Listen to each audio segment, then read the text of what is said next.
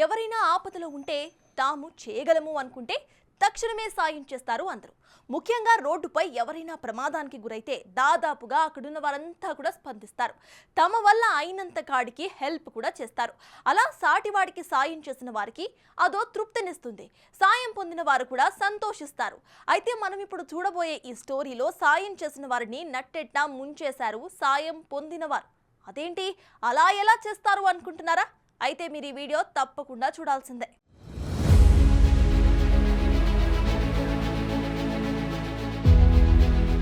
హైదరాబాద్ నగరం శంషాబాద్ పరిధిలో 11వ వార్డులో ఓ దారుణ మోసం జరిగింది. ఇద్దరు మిత్రులు ఓ కూడలి దగ్గర కారు పక్కకు ఆపి ఏదో పనిపై ఎదురు చూస్తున్నారు. అయితే అటుగా 2 బైక్స్ పై 4 వ్యక్తులు వచ్చారు. ఒక బైక్ పై ఇద్దరు కొంచెం ముందుకు వెళ్లారు. ఇంకో బైక్ పై ఉన్న ఒకడు అక్కడే దిగిపోయాడు. అతన్ని దించిన వ్యక్తి కొంచెం దూరం ముందుకు వెళ్లి వెంటనే వెనక్కి వచ్చాడు. వచ్చే క్రమంలో బైక్ పై కింద పడిపోయాడు. ఇది చూసిన ఆ స్థానికులు అయ్యో అంటూ పరుగున ఆ బైక్ దగ్గరకు వెళ్లి లేపడానికి ప్రయత్నం చేశారు. ఈ సమయంలో ముందుగా బైక్ పై నుంచి దిగిన వ్యక్తి కూడా వారితో చేయి కలిపాడు. ఈలోగా ముందు బైక్ పై వెళ్లిన మిగతా ఇద్దరు కూడా వచ్చారు. 4 కలిసి 2 బైక్స్ పై వెళ్లిపోయారు.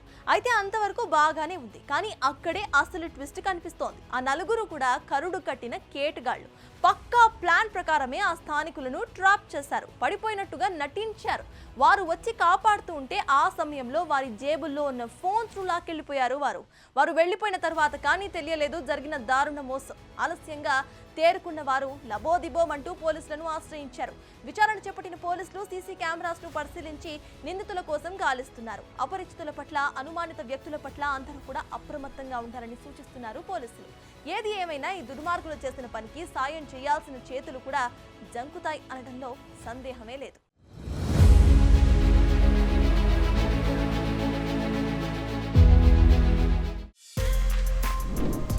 For more videos like this, subscribe Big TV channel.